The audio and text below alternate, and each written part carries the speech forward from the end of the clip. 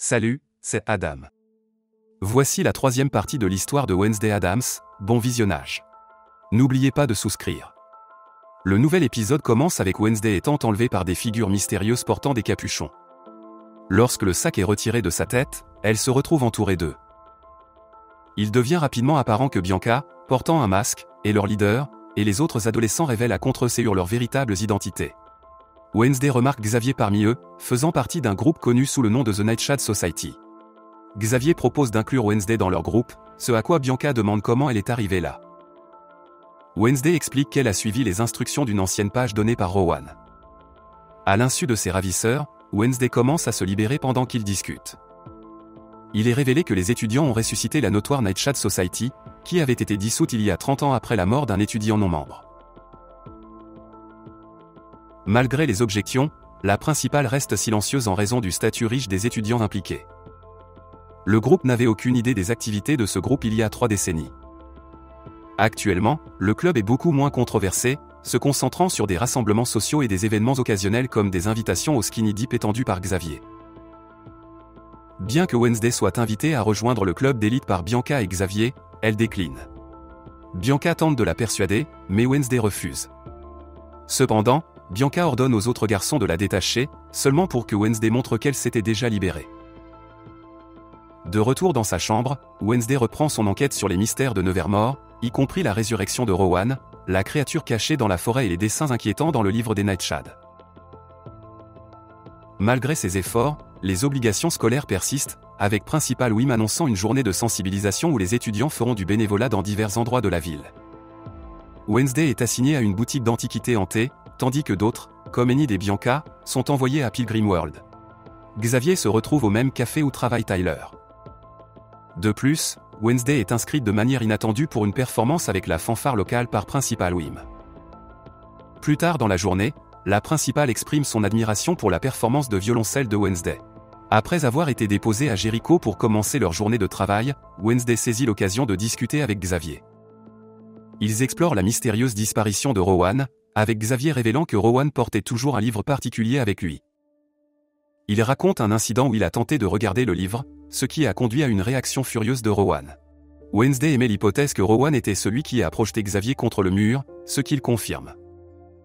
Surprise par l'intuition de Wednesday, Xavier se rend compte qu'elle pourrait avoir des connaissances sur des événements passés. Malgré cela, il reste convaincu que Rowan est encore en vie, rejetant les théories du complot de Wednesday. Elle révèle un dessin à Xavier, qui identifie l'autre figure comme étant Joseph Craxton, le père fondateur de Jericho. Alors que la scène progresse, le maire accueille tous les étudiants, avec le shérif arrivant également. Le shérif exprime au maire sa conviction que les récents meurtres dans la forêt sont en quelque sorte liés aux étudiants de Nevermore. Il affirme être convaincu que le monstre responsable provient de Nevermore. Le maire ordonne cependant au shérif de ne pas discuter de ces questions ce jour-là et insiste sur l'importance de veiller à ce que tout se passe bien. Pendant ce temps, Wednesday décide de changer de travail et opte pour Pilgrim World pour poursuivre son enquête. Elle persuade Enid d'échanger avec elle, en mentionnant qu'Ajax travaille également à Pilgrim World. Enid, désireuse de se rapprocher d'Ajax, accepte l'échange. Avec le billet pour Pilgrim World en poche, Wednesday se souvient de la suggestion d'Ajax selon laquelle elle pourrait trouver des réponses en ville. Elle se rappelle que l'homme représenté dans le dessin, Joseph, a joué un rôle crucial dans l'histoire de la ville.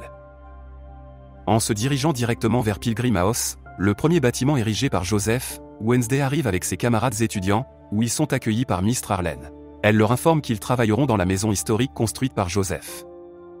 En 1625, Joseph a construit Pilgrim House, selon Mr. Arlen. Elle les assigne ensuite à travailler dans un parc appelé Y Old Fudgery. Pendant ce temps, dans le parc, un garçon nommé Eugène se gâte avec une quantité excessive de bonbons. 3 voyous, rencontrés auparavant par Wednesday et Tyler à leur magasin, arrivent et ciblent Eugène. Ils commencent à le harceler sans relâche. Eugène, submergé par les bonbons, vomit, aggravant encore la situation en vomissant accidentellement sur l'un des voyous. Enragés, les voyous se préparent à passer à la violence physique. Cependant, Wednesday arrive juste à temps pour intervenir et sauver Eugène des voyous une fois de plus. Elle parvient à les vaincre et piège même l'un des voyous dans le lieu qu'ils avaient prévu pour Eugène. Après qu'Eugène se soit nettoyé, il confie à Wednesday qu'il n'a pas d'amis et est fréquemment harcelé à cause de cela. Wednesday éprouve de l'empathie pour lui, le comparant à son propre frère cadet, bien qu'il soit moins irritant. Elle se rend ensuite à l'ancienne maison de réunion, où elle utilise les appareils dentaires d'Eugène pour crocheter la serrure de la porte.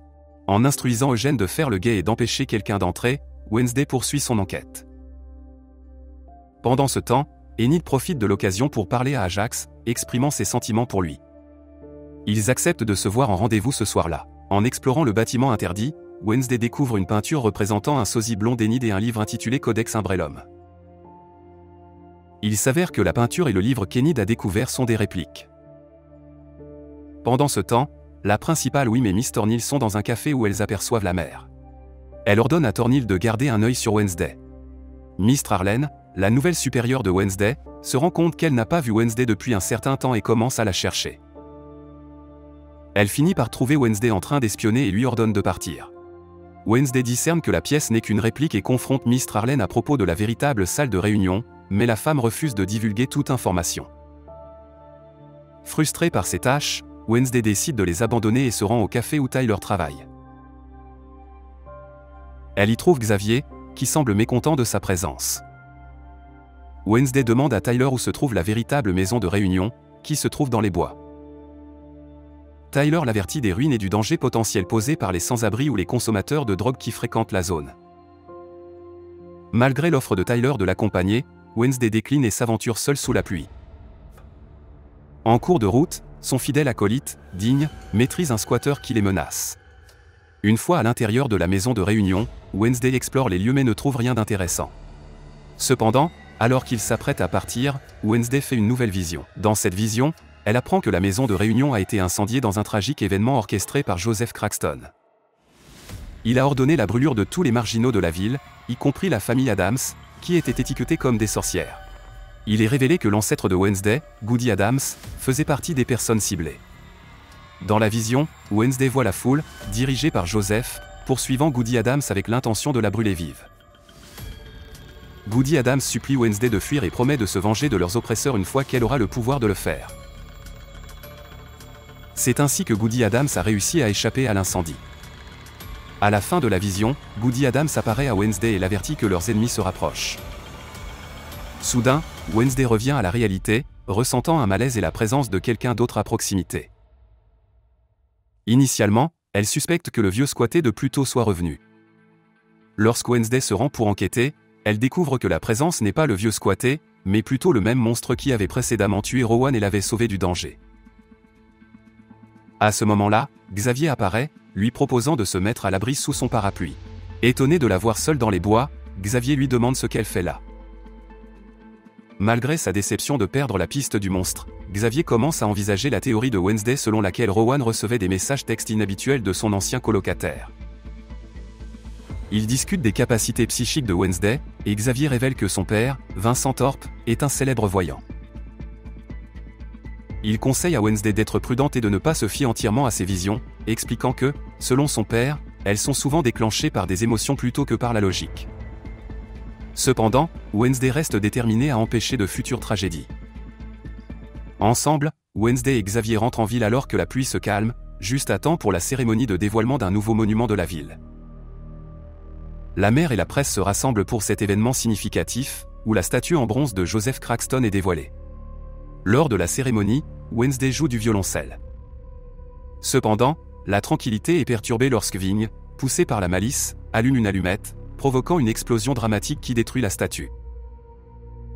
Malgré le chaos, Wednesday continue de jouer du violoncelle, inconsciente qu'elle a influencé Vigne à accomplir cet acte destructeur de manière subconsciente. Alors que la statue brûle, Wednesday continue de jouer, alimentée par sa nouvelle compréhension du caractère de Joseph. La principale Wim lui lance un regard accusateur alors que le chaos éclate autour d'eux, avec des sirènes hurlant au loin. Wednesday se retrouve au centre de la suspicion, surtout après que la principale l'engueule pour son implication apparente dans l'explosion. Malgré les protestations d'innocence de Wednesday, la principale Wim la qualifie de trouble-fête et l'avertit des conséquences. Pendant qu'ils se disputent, un sans-abri est attaqué et tué par le monstre. Étrangement, l'homme avait une caméra intégrée dans sa tête, qui capture accidentellement des images de la créature en action. Pendant ce temps, Enid organise un rendez-vous avec Ajax, Mais leurs plans sont perturbés lorsqu'ils se transforment accidentellement en pierre en se regardant dans le miroir pendant la douche. Cette transformation bizarre se produit lorsqu'il fixe son reflet. Marilyn réussit à s'introduire dans le repère secret des Nightshade, déterminée à découvrir leur agenda caché. Pendant ce temps, Xavier tente de dissimuler les larges marques de griffes sur son cou, suggérant une altercation ou une rencontre cachée. Alors que l'épisode se termine, ces mystères restent non résolus, laissant les spectateurs impatients de découvrir le prochain épisode. Si vous êtes intéressé par ce genre de film, veuillez passer à la vidéo suivante à l'écran et partagez également vos réflexions sur ce film dans les commentaires. Mettez un j'aime et abonnez-vous. Au revoir.